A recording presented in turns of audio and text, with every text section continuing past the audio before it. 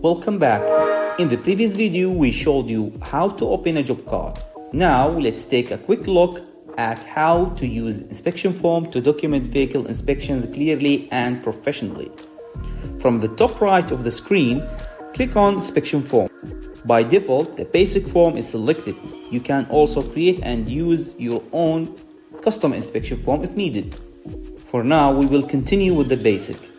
On the top left, you will see different sections included in the inspection form.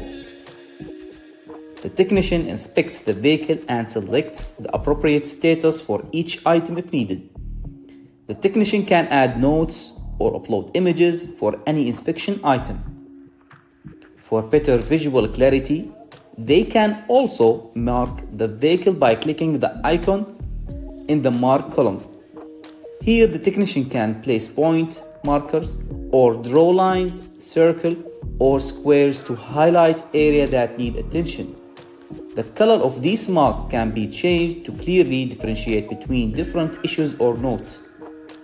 The technician continues the same process for remaining sections until the inspection is complete. Once finished, the technician adds their signature to confirm the inspection. From here, you can view completed inspection report.